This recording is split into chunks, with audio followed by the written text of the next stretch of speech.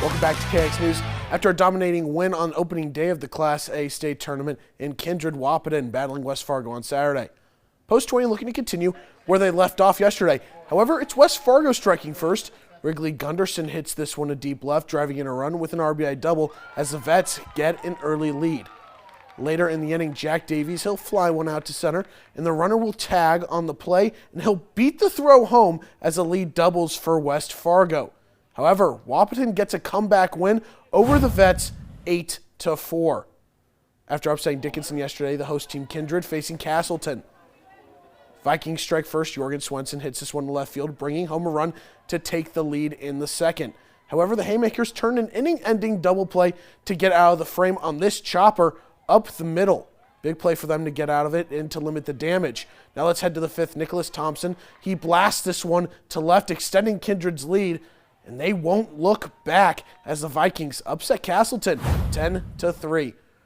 Earlier in the day, an elimination matchup featuring the Bismarck Senators and Watford City Walleye. Watford City strikes first, two on Judd Johnsrud, lines one all the way to the wall for a 2 RBI double.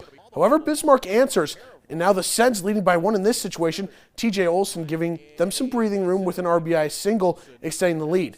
Then the Senators will just take over as Hayden Emter shoots one back up the middle for a 2-run single as Bismarck's lead grows to 6-2, and the Senators advance with a 9-3 win over the Walleye. Another elimination game earlier in the day featuring the Dickinson Volunteers and Bismarck Capitals. Bottom of the first, Connor Grabo jumps off the mound, catching a popped-up bump attempt, and he'll fire back to second for the double play. Bottom of the second, Cameron Wolf does a job with the bases loaded, hitting one deep enough to center for an RBI sac fly to give Dickinson the lead.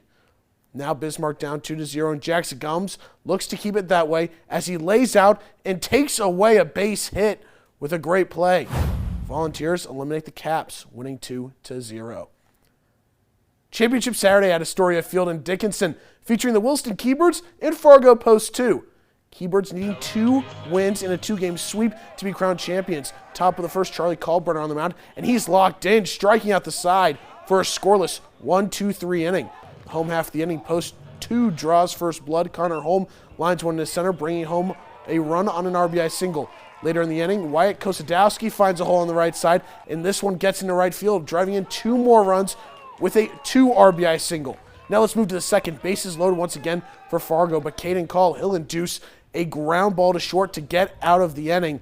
And it's Post 2 securing the Class AA state championship, defeating Williston 16-7.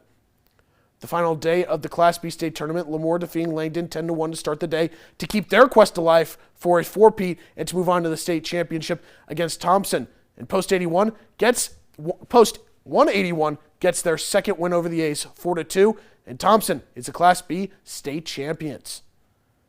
In the Northwoods League, the Hot Tots returning to Corbett Field and hosting the Rochester Honkers for a 2-game series. Hot Tots looking to snap a 5-game losing streak. Minot opens up the scoring in the first. Sam Holthus clobbers this ball to deep center for an RBI ground rule double as the Hot Tots get a 1-0 lead.